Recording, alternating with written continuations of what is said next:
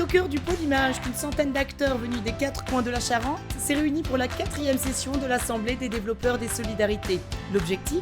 La co-construction de projets d'insertion innovants au service des Charentais allocataires du RSA. Ce qu'on fait là dans le département, c'est unique en France. Dans une époque où, au-delà des mots, il y a quand même une espèce d'intolérance générale à la fragilité sociale. C'est un projet tellement important et tellement politique que la décision, ça a été plutôt de le confier à des gens qui ne font pas de politique, c'est-à-dire à vous. Et je pense qu'aujourd'hui, on rattrape ce temps qu'on ne passe pas ensemble pour réfléchir. Qui sont ces acteurs ? Élus des établissements publics, usagers, représentants des services de l'État, entrepreneurs, administrateurs d'associations ou professionnels de l'insertion, cette assemblée est ouverte à tous. Ensemble, ils se réunissent entre chaque session de l'ADS en partageant leurs expertises de terrain au sein de commissions thématiques telles que l'économie sociale et solidaire, la mobilité, l'emploi ou l'accès au numérique. Ces acteurs construisent les emplois et les services de demain. Comment adoptent-ils les projets ? Les acteurs se réunissent en plénière 2 à 3 fois par an et étudient les projets des commissions pour faire des choix, arrêter des solutions.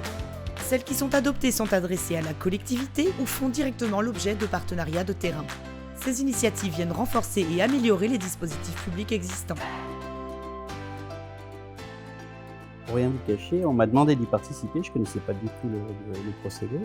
Et aujourd'hui, je trouve que c'est un concept très innovateur et qui porte ses fruits, qui est très efficace. Donc c'est avec plaisir que je participe au groupe ADS.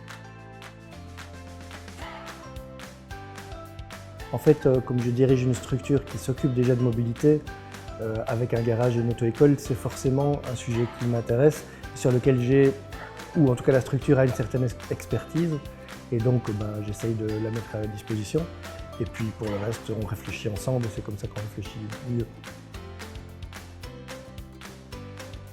Oui, tout à fait, puisque là, en fait, on donne notre avis, on vote sur les projets qui nous sont proposés, donc c'est tout nouveau. Oui, ça a besoin d'être initié et d'être, je dirais, animé. Donc effectivement, il fallait le mettre en place, l'initier. Maintenant, il faut passer à la deuxième phase de vraiment le rendre opérationnel tout au long de l'année et des différentes séances.